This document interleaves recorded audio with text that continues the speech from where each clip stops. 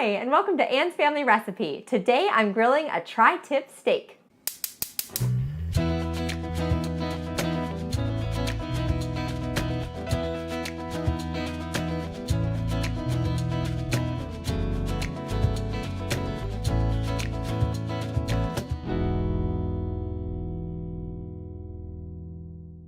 In honor of Father's Day, I thought it would be fun to share a meat and potatoes little dinner menu for you, all based on the grill. So this video is in partnership with my friends at Logan Family Farms in Irwin, Pennsylvania, close to where I'm from here in Pittsburgh.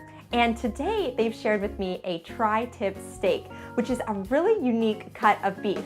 And I wanted to show you how I prepare it. So this steak here is gorgeous. And of course, you can probably tell it's called a tri-tip because it has the 3 points, the shape. It's kind of a crescent-shaped cut of beef. It's super lean. It has a really meaty, beefy flavor. And as long as you cut it correctly against the grain, it's gonna be nice and tender. Now, this particular tri-tip is dry-aged for at least 21 days, which is kind of the specialty of Logan Family Farms beef. Now, this video is coming at the perfect time because Logan Family Farms is offering a special on their tri-tip steak this week for Father's Day. So if you're in the Pittsburgh area, you can go to Logan Family Farms website, which I'll link down below, and you can check out all the different farmers markets and places where they're selling their dry-aged beef.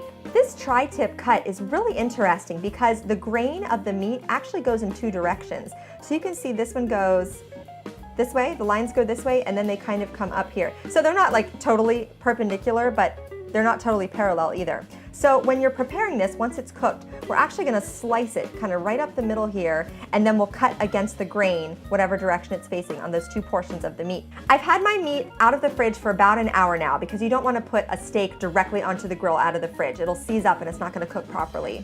So now that this has rested for about an hour, I'm going to sprinkle it with my dry rub that I made. And this consists of a little bit of kosher salt, black pepper, paprika, garlic powder, and a pinch of brown sugar, which I thought would be nice to help with the caramelization process of the outside of our meat.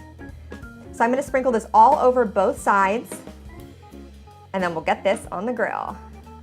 To go along with our tri-tip steak, I just have some russet potatoes here that I scrubbed up really well and dried, and then I sliced in about 1/4-inch slices, and we're gonna throw these on the grill too. So these are just gonna be tossed simply with olive oil, salt, and pepper. And I got this recipe from my brother-in-law, Steve, who is also a father, so we're honoring him on Father's Day. He's made these for me before, and they are really delicious. Simple, but an awesome pairing with any kind of grilled meat. To round out our dinner tonight, I also have some veggies. So I cubed up some zucchini and some portabella mushrooms. These will also get tossed in olive oil, salt, and pepper, and then I'll throw them in my grill basket and we'll grill those up too.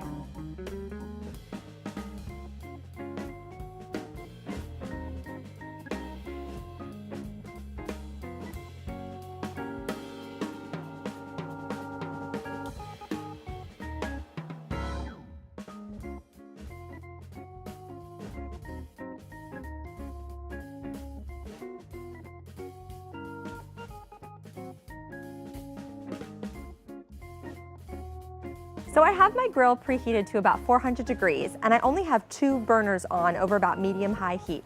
So what we're gonna do to prepare our tri-tip is sear it quickly on both sides over the direct heat, and then we're gonna transfer it over the 2 burners that aren't on. I wanna cook my steak to about medium rare, so that's typically around 130 degrees Fahrenheit. What we're going to do after the steak is done on the grill is wrap it in foil and allow it to rest. So this is called the carryover cooking process. So the steak is gonna continue to cook a little bit and the internal temperature will rise to that 130 degree mark, which will be medium rare. And we'll let it rest for about 15 to 20 minutes while we cook our veggies.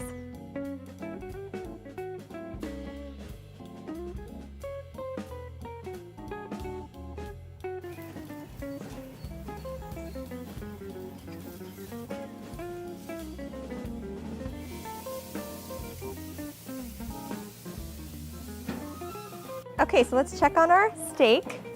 Got some nice grill marks on top. Oh yeah, it looks good underneath. Okay, so I just moved my steak over to the right side here, over top of the 2 burners that are not on, and then I lowered the heat on the 2 burners that are on. I'm also gonna insert my meat thermometer into this thick part of the steak. Ooh, not the whole way through, there we go.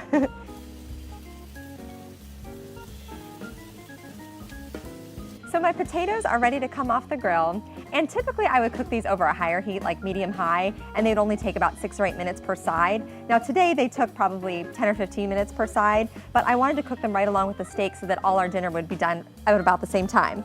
So I'm gonna pull these off. You can see they have nice grill marks, but they're not like totally charred. They smell really good. I lost one in between the grates, but we've got enough. My steak is currently at about 115 degrees, so we have about 10 more degrees to go. It's been about 30 minutes. Unfortunately, I kind of lost a little bit of heat as I've been opening and closing the lid, tending to my potatoes.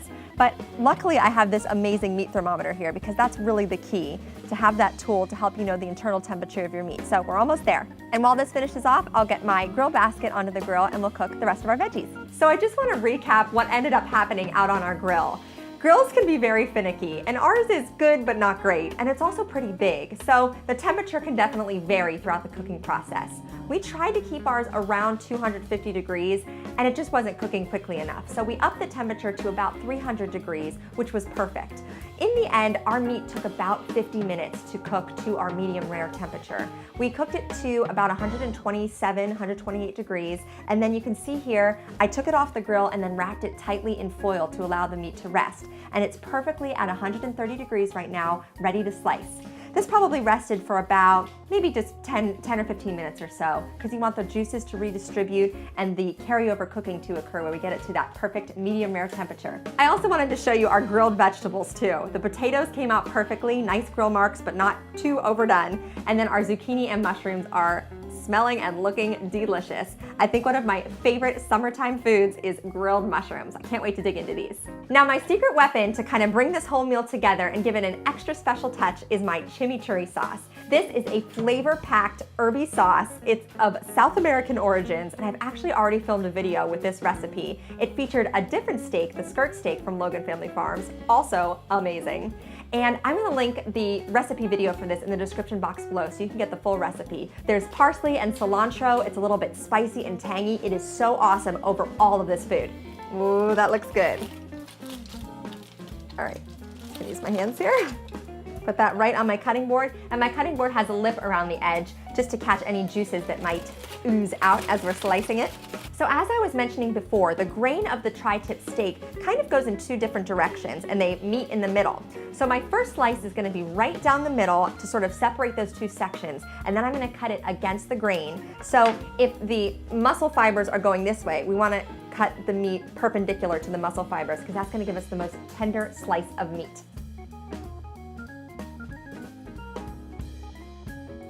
Oh my gosh, this looks perfect on the inside. I'm so excited. Now I need a slice for myself immediately. To be honest, I prefer my steak more on the medium-ish side, but this cut is perfect for that because it's a little bit thinner at the end here, so I'm gonna claim that portion as my own. So I'm gonna slice into that right now. Take a little taste. Okay, I'm on camera, so I need to take a very small piece, even though I want a giant chunk. All right, here we go. Oh, that's good. Very tender, sliced it properly. Definitely a must-do. That rub I put on the outside adds just a little bit of extra flavor, a little bit of a saltiness and a crust on the outside too, from searing it off at the beginning. This is so amazing. Don't forget to visit the Logan Family Farms website, which I'll link in the description box below, so you can get your hands on some of this absolutely fantastic dry-aged tri-tip steak. Don't forget to subscribe to my channel and follow me on Instagram at Ann's Family Recipe. Thank you so much for joining me in my kitchen today. Happy Father's Day, and I'll see you again soon with another family recipe. For the full recipe, check the description box below, and don't forget to subscribe to my channel. Thanks for joining me in my kitchen.